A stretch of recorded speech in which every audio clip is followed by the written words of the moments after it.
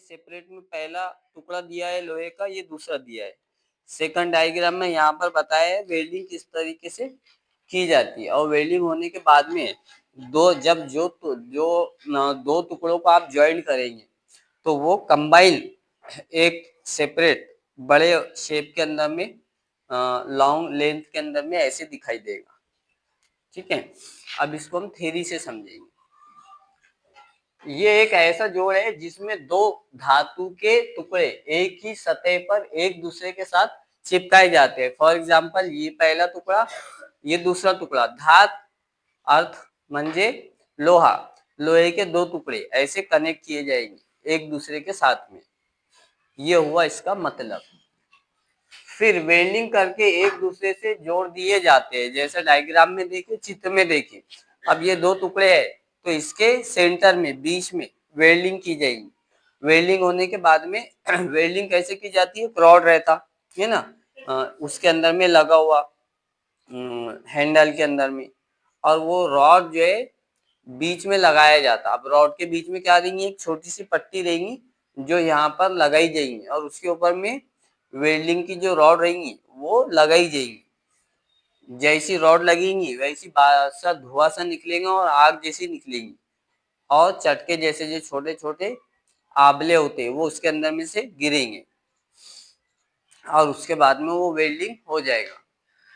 ये एक मजबूत कनेक्शन होता है जो उच्च दबाव तापमान के लिए उपयुक्त है। कनेक्शन मजबूत होता है, वेल्डिंग मारने के बाद में कोई रिसाव उसके अंदर में नहीं होता। उच्च तापमान यानी हाई प्रेशर और हाई टेम्परेचर, दबाव में भी और टेम्परेचर में भी, दोनों भी जगह में ये उपयुक्त मतलब सुइटेबल है, परफेक्ट है। पानी का रिसाव इसमें से नहीं होगा। वेल्डर की अनुपलब्धता के कारण लागत अधिक होती है। ये जोड़ कॉस्टली नहीं होता, मतलब सस्ते में काम हो जाता, लेकिन इसके काम करने वाले बहुत कम मिलते। वेल्डिंग मारने वाले आपने देखे होंगे, दुकानें बड़ी शॉर्ट है। तो अब जब दुकानें शॉर्ट है तो वेल्डिंग के काम करने वाले भी कम लोग रह गए। अब कम लोग रहने की वजह से क्या होता है, उसकी कॉस्ट ऑटोमेटिक बढ़ जाती है। अब जितने कम लोग रहेंगे जाहिर सी बात है वो पैसे भी ज्यादा लेंगे, क्योंकि ये आम तो चीज है नहीं कि हर इंसान कोई भी हर एक इंसान वेल्डिंग का ही काम कर रहा कि सस्ते में पड़ जाए। तो कारागिर इसके कम रहते, इसलिए उसके पैसे, वेल्डिंग करने के पैसे आपको ज्यादा लगते। सेकंड है अपना सॉकेट वेल्डेड जोड़। अब सॉकेट वेल्डेड जोड़ कैसा रहता है इसको भी हम डायग्राम के अंदर में चित्र के साथ में देखेंगे। देखो सॉकेट के अंदर में डिफरेंस क्या है, एक पाइप के अंदर में दूसरा पाइप जोड़ा गया है, उसमें थे दो टुकड़े आपस में जोड़े गए थे। इसके अंदर में एक पाइप को दूसरे पाइप में डाला जा रहा और फिर उसको वेल्डिंग की जा रही। ये डायग्राम है। अब देखो ये जो वेल्डिंग बोला मैंने आपको, वेल्डिंग निकलती तो वेल्डिंग के अंगार निकलती, श्वाई निकलती, चिंगारी निकलती, ये डायग्राम के अंदर में बनाई हुई है। और दो पाइप दिख रहे हैं आपको, एक ब्लैक कलर का और एक ब्लू कलर का। दोनों पाइप एक दूसरे से अटैच है, एक दूसरे के अंदर में लगे हुए हैं, और उसके ऊपर में ये रिंग मारी हुई है बारीक काले कलर की पट्टी जिसको बोलते, और ये रॉड से वेल्डिंग की जा रही। वेल्डिंग होने के बाद में ये दोनों कंबाइन हो जाएंगे, आपको दो पाइप एक ही पाइप के अंदर में नजर आएगा, इसलिए इसको सॉकेट वेल्डिंग बोलते। सॉकेट डाल करके ये की जाती, सॉकेट एक रिंग का नाम है। इनका उपयोग तब किया जाता है जब जोड़ों में रिसाव की संभावना अधिक होती है। मतलब रिसाव पानी का बहना, बूंद बूंद पानी में पाइप के अंदर से पानी टपकता, पानी बहता, या जमीन पर आपको दिखता बूंद बूंद टपकता, तो जमीन के ऊपर में बहुत बड़ा एक डोबरा जैसा बोलो या छोटा सा बहुत बड़ा पानी का जखीरा बोलो, वो जम जाता। तो इसका मतलब ये हुआ कि पाइप में से पानी ज्यादा रिसाव हो रहा, ज्यादा बह रहा, तो ऐसी सिचुएशन में आप सॉकेट वेल्डेड जोड़ का उपयोग करेंगे। पाइप को ठीक है, ये पाइप के अंदर में ये पाइप को अटैच कर दिया जाएगा, और वेल्ड किस प्रकार की जाएगी। अब इसका जो पोर्शन है ये वाला, यहाँ पर सॉकेट लगाया जाएगा, सॉकेट एक तरीके की रिंग, ठीक है। और लगाने के बाद में इसके चारों ओर यानी आउटर जो फेस है, बाहर का जितना किनारा है, इसके ऊपर साइड में वेल्डिंग की जाएगी। बाद में वेल्डिंग होने के बाद में जब आप अगर पाइप को देखेंगे तो ये पाइप आपको एक दिखेगा, अटैच हो जाएगा ये वेल्डिंग होने के बाद। इस प्रकार के जोड़ के लिए अलग व्यास वाले पाइप उपयुक्त होते हैं। अलग व्यास यानी पाइप एक छोटा एक बड़ा रहा तो व्यास अलग अलग हो जाएगी। जैसा आधे का है तो पौन का एक दूसरा टुकड़ा पौन का रहेगा, तो आधा और पौन दोनों मिक्स हो जाएगी, उसके ऊपर भी आप वेल्डिंग कर सकते। 4 इंच का है तो 2.5 इंच के अंदर में भी आप वेल्डिंग कर सकते, दोनों को अटैच करके। बीच में आपको सॉकेट देना पड़ेगा, तब जाके आपकी वेल्डिंग आसानी के साथ में हो जाएगी। ये विभिन्न सामग्री से बनाए जाते हैं। सामग्री मटेरियल, अब मटेरियल कौन कौन से हो सकते? ये कार्बन में भी बनाया जा सकता, ये स्टील में भी बनाया जा सकता, पीतल में बनाया जा सकता, जीआई पाइप के अंदर में बनाया जा सकता। पीवीसी पे मत करना, पीवीसी पे आप करेंगे तो वो वैसे पिघल जाएगा, आग से पीवीसी पाइप पिघल जाएगा। इसलिए पीवीसी के ऊपर में आप ये वेल्डिंग को बिल्कुल भी ना करें। जैसे आग का चटका पाइप को लगेगा तो वो वहीं के वहीं बेल्ड होना शुरू हो जाएगा, आग पकड़ना शुरू कर देगा या जलना शुरू हो जाएगा, उसमें से स्मेल अलग आएगी, जलने की बदबू आती ना। हाँ, तो इसलिए पीवीसी पाइप के ऊपर में वेल्डिंग किसी भी प्रकार की आप नहीं करेंगे। ये सारी की सारी किन पाइपों के लिए? जैसे लोहे का पाइप है जिसको हम कहते हैं धातु का पाइप, स्टील का पाइप है, डक्टाइल आयरन पाइप है ना, और कास्ट आयरन पाइप है, पीतल का है, ब्रास का पाइप है। तो बहुत सारे प्रकार के पाइप के ऊपर में आप ये कर सकते हैं। नेक्स्ट है अपना ब्रेस्ड जोड़। अब ब्रेस्ड किसको कहते हैं ये देखो, इसकी डायग्राम भी हम चित्र पे से समझेंगे। ब्रेस्ड देखिए, ये ब्रेस्ड जोड़ है। ब्रेस्ट के माना अर्थ होता पिघलना। अब इसको पिघला करके एक दूसरे के साथ में अटैच किया जाता, पिघला करके। अब यहाँ पर देखो ये वेल्डिंग है। अब इसका शेप और इसका शेप दोनों में जरा सा अंतर है। यहाँ एल्बो दी गई है और यहाँ पर टी दी गई है। एल्बो पर भी वेल्डिंग की जाएंगी और टी के ऊपर में भी वेल्डिंग की जाएंगी, क्योंकि ये ज्वाइंट है। ज्वाइंट अलग अलग हो सकते। पाइप का डायमीटर आपका एक होना चाहिए। आधे की अगर आप या एक की टी ले रहे तो पाइप भी आपको एक का लेना पड़ेगा, तब जाके आपकी वेल्डिंग यहाँ पर परफेक्ट आ जाएगी। और ये पिघला करके की जाती है, इसलिए इसको हम कहते हैं ब्रेस्ड ज्वाइंट। और इसकी खास बात यह है कि अभी तक हमने दूसरे पाइप देखे तो पीवीसी छोड़कर किसी भी पाइप के ऊपर में आप ऊपर की दोनों वेल्डिंग कर रहे हैं। अब इसके अंदर की खास बात यह है, ब्रेस्ड जोड़ आप ओनली तांबे के ऊपर में उपयोग करेंगे।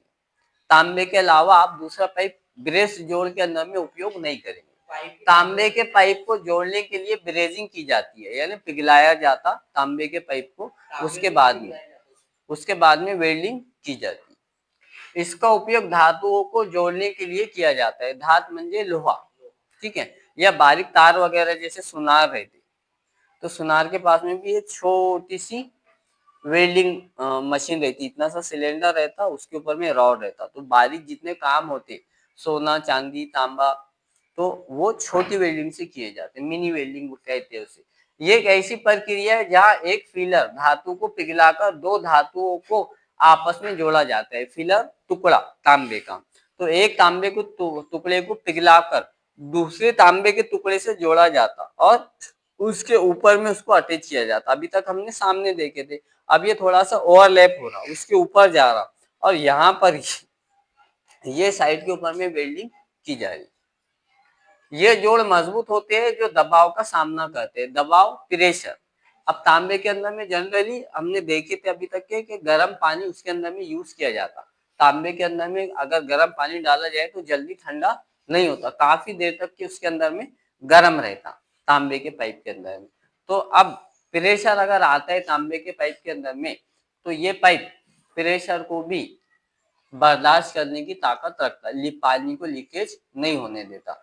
अब अपने इलाके तांबे का पाइप बहुत ज्यादा कॉस्टली होता, महंगा होता तांबा, इसलिए इसको आम चलन के अंदर में इसको यूज नहीं किया जाता। लेकिन ऐसे भी बहुत सारे इलाके हैं जहाँ पर ठंडी बहुत रहती, सर्दावा बहुत रहता, मौसम बहुत ठंडा रहता, तो ऐसे इलाकों के अंदर में तांबे के पाइप की फिटिंग की जाती।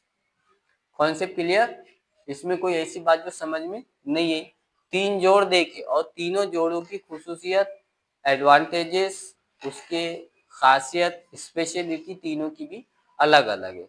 अब बस याद ये रहना चाहिए, अगर काम करते हैं आप पाइपलाइन का, तो कब कहाँ पर कौन सा जोड़ वेल्डिंग वाला लगाएंगे, कौन सा पीवीसी लगाएंगे, कब जीआई लगाएंगे, ये आपका जितना नॉलेज रहेगा, जितना आपका कॉन्फिडेंस रहेगा, उस चीज पे डिपेंड करेगा कि आप पाइपलाइन की डिजाइन कैसा करें। क्वेश्चन बहुत ज़्यादा स्प्रेड करना, फैलाना अच्छे अंदाज से, अच्छे तरीके से, और सोर्सेस कौन से हो सकते हैं पानी को अच्छे तरीके से उपयोग करना, यानी पानी को बचत करना, वेस्ट होने से बचाना, ठीक है। जिसके अंदर में मीटर प्रबंध, मीटर का अरेंजमेंट करना, इंतजाम करना। मीटर का प्रबंध क्यों करेंगे आप, यहाँ पर इसको समझेंगे। मीटर के अंदर में कौन सी चीज आएगी, ये पॉइंट एग्जाम में सेम है, लिखना 6 नंबर का एक क्वेश्चन आएगा, और ये पॉइंट को एक्सप्लेन कैसा करेंगे वो आपको देखना है। बेटा ध्यान, रोकना बंद कर, लिखना बंद कर दो। पानी की खपत मापना, 9th क्लास में यूनिट नंबर 5 लास्ट में आपने पढ़े थे मीटर के बारे में, जल मापन मीटर। उस बारे में अगर कुछ याद होगा तो इस पॉइंट के अंदर में आपको लिखना है, सेम पॉइंट रिपीट होगी।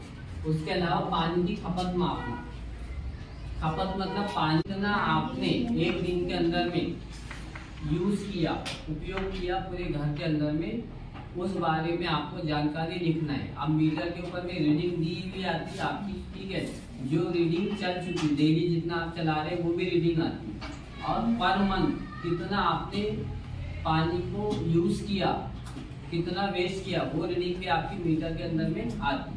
बाकी का प्लस माइनस कैलकुलेशन कारपोरेशन करके देंगे आपको सिर्फ जल मापन मीटर के बारे में लिखना है। पानी नियंत्रण करना यानी कंट्रोल करना। आप टैंक से पानी आप कंट्रोल करेंगे तो बॉल वॉल का लगाना जरूरी है। बॉल वॉल के साथ में अपन ने 9th क्लास के अंदर में डिफरेंट टाइप्स का वॉल देखे थे, जैसे ग्लो वॉल है, निगर्शे वॉल है, बॉल वॉल है। तो इनमें से जो वॉल के बारे में आपको याद है ना, हर वॉल से पानी को कंट्रोल किया जाता, उन वॉल्स के बारे में डिटेल आपको इसके अंदर में लिखना है।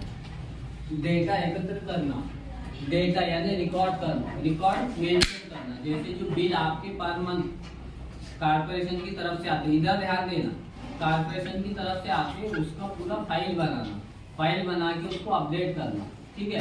कल को अगर मीटर खराब होता है या मीटर के अंदर में कोई प्रॉब्लम आती है तो आपके पास में रिकॉर्ड तैयार रहेगा। वो रिकॉर्ड के बेसिस के ऊपर में आप एप्लीकेशन कर सकते हैं, मीटर के अंदर में बदलने के लिए आप एप्लीकेशन कर सकते, नया मीटर आप लगवा सकते, जूने मीटर को आप रिपेयर कर सकते।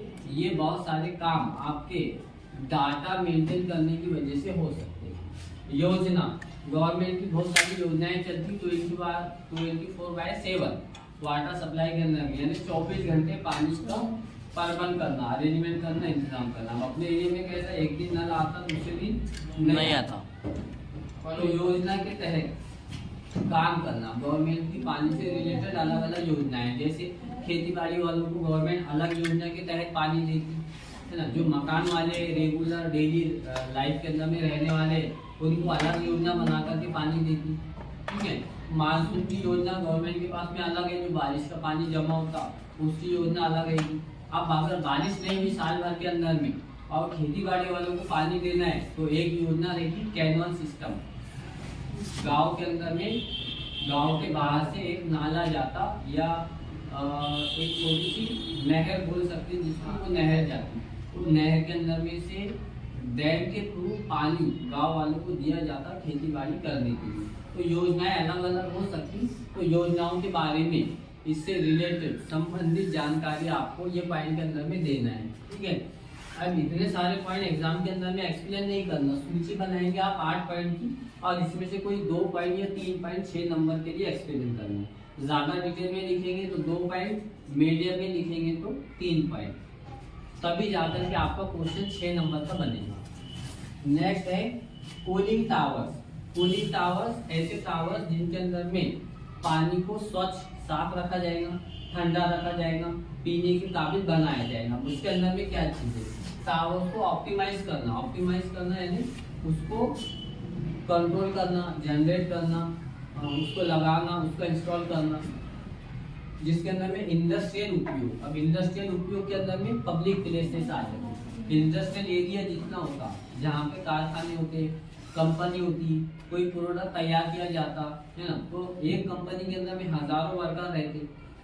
अब उन हजारों वर्कर के लिए आपको पीने के पानी का प्रबंध करना, इंतजाम करना। तो ऐसी जगहों पर आप क्या करेंगे, ठंडा पानी का उपयोग करेंगे। बहुत ज़्यादा गर्मी होती, हीट होती, जैसे सीमेंट की फैक्ट्री कितनी ज़्यादा हीटेड होती, तो ऐसी जगहों पर आपको कूलिंग टावर करना पड़ेगा।